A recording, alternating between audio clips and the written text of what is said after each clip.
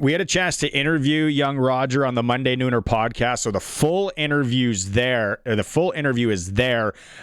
Here's about 8 minutes of it. It's a great interview, great, well-spoken young man. He kind of just starts by talking about the whirlwind of the draft.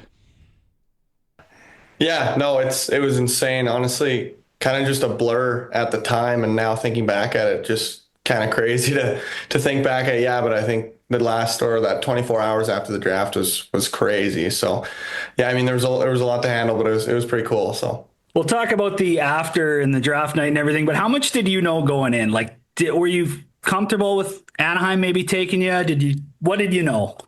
yeah, I knew Anaheim really liked me, just from hearing that and talking to them. So I knew they really liked me. I honestly had no idea where I was going to go just because of the injury. So it was kind of a shot in the dark, honestly, going into it. I mean, I wasn't too worried about where I was going to go, but yeah, like I said, like like not a huge clue of where I was going, but yeah, I definitely knew Anaheim liked me. So I was happy. I was definitely happy when they got that pick in. So. How challenging was last year for you and really sitting out and resting for the most part? How challenging was it? Yeah, the worst part about it was that it was complete rest, and there was like no, like I couldn't like get better by like going to the gym more or something like that. So I was just like, when the guys were on the road, I was just hanging out at my house, like walking my dog twice a day was basically what they told me is the only thing I could do. So that was the toughest part about it. But then obviously again, like having it in your draft year was tough, and just not being able to kind of, do anything to get better. But I mean, I think now I'm happy that I went through it and took the time, just because now I feel so much better. And I mean, it was so long, like it was like a 2.5 year of just kind of like a little bit of back pain here and there. And then it just got worse and worse. So it was just like nice to finally have it over with. So Do they help you, like, obviously it mentally, especially like you said in your draft year? Do they help you with like mental coaching? Do they get you to talk to people to kind of get you through it too? yeah, like I had a mental coach before that I talked to. So I talked to him a bit, honestly, not as much as I do throughout the season. Just because I don't know, I like it was what's nice about being home when the guys are on the road. It's like I have a lot of friends that aren't hockey guys, so just being able to hang out with them too and not talk about hockey was nice for me. And then, I mean, just being able to see your family during the season is a big thing too. So I had lots of that help. So I did talk to someone, but not too often. Yeah, let's talk about the draft night. You mentioned Anaheim. You knew they were interested. Like, just take us through the night. I guess your name gets called, then you're like in a helicopter, or what's the story there? You're at Disney. Yeah, so yeah, kind of sitting there in the chair. I got called, walk up, and then the weird thing about that was that new switch with how you're talking to the GMs on that screen. And I was hoping mine, because like I think 3 or 4 of them before weren't working, and they were just like staring at the guy. So I was really hoping the Wi-Fi was connected while I got up there. So, but then obviously, yeah, I ended up being, and then I got into kind of like the area right after you get drafted. You have like a couple like podcasts or like NHL stuff, and basically their rep just came up to me and he was like, "Hey, like you have 3 minutes to get on a helicopter." I was like, "Okay." And so that was kind of a blur there. And then they were like, "Yeah, we can take one person." So then took my dad, and then they're like, "Yeah, we'll send a van for 15 people." To come with you, like of your family, because we had 33 people there. So there was a That's ton of that them. the Uber. Yeah, we brought all the youngsters, and then a couple of my buddies. And did you see they're in like the Lightning McQueen shirts? Have you ever seen that? But yeah, so we brought them, and then we went to Disneyland and kind of hung out there and had like basically like a fast pass to anything we wanted to go to. And we were there for 3 days before. So I was there. When did I get there? I think we went to Disneyland Saturday, Sunday, Monday. And so we flew first to the Cars Land one ride. And it like we got on in 20 seconds just with that fast pass. And on Saturday, we waited in Cars Land for 3 hours and 40 minutes to get on the ride. Pays to know somebody, hey? Exactly. Yeah. And then, yeah, kind of just simmered down, did a couple of rides there, and then went back to my agent had like kind of like an after party. So we went there for a bit just to see the rest of the family and stuff like that. And then the next day, I was me and our Eric Nelson, our second rounder, got onto this like yacht that our owner's friends had, and we were on a yacht in Newport Beach, kind of hanging out there.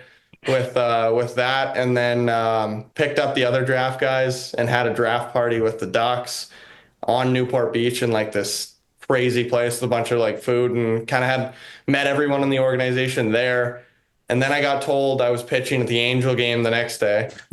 So so then my family had left at that point. So then I think there was like all the draft guys that were there, and then we kind of went out there. I got the first pitch, which was pretty cool. I almost killed the person in the back. If I shot it any higher, I was in trouble. I was dead. But thank God that guy could jump, or else I was on TSN everywhere. But he somehow caught it, and then we watched the game in a suite, which was pretty sweet. And then basically went straight to camp after that. So it was quite a whirlwind of stuff. But So the whole Lightning McQueen thing.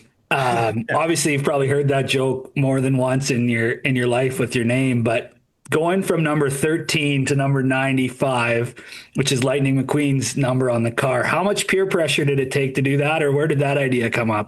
well, so the moral of it is like I'm not for sure 95. I mean, there's been so much like of this. Oh yeah, for sure. Like my favorite number is still 13. So like I would still love to wear 13, but I do like the number 95 and everything kind of come around it. It's pretty funny, but there's definitely a lot of outside noise into that sense. But I mean, we'll see, but I'm definitely not sold for sure. So I shouldn't have ordered a 95 jersey. Yeah, no, but a lot of speculation, but we'll see. It's not set in stone. So what was camp like? Like, what was are you good? Like, you're skating and all that?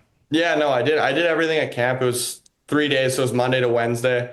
It was just kind of testing. The first was like workouts and it was good. And then we skated quite a bit on the days, but it was only 3 days, so it was pretty good. And I know quite a bit of guys just from like Terrence Smith plays in he always lives in Saskatoon. He was there, and then like I know Sanaki pretty well, so it's nice to have some guys that I know there. But camp was pretty good. I mean, they did a really good job of kind of shortening it up and putting a lot into it where you could still get everything out of instead of a 5-day thing. So I mean, it was pretty sweet, and I did everything. So like the back right now, is it a Hyundai? Yeah, so basically, so the fracture, so I fractured it. That's been gone for a while. And then in playoffs when I came out there, I had like a muscle strain from the fracture.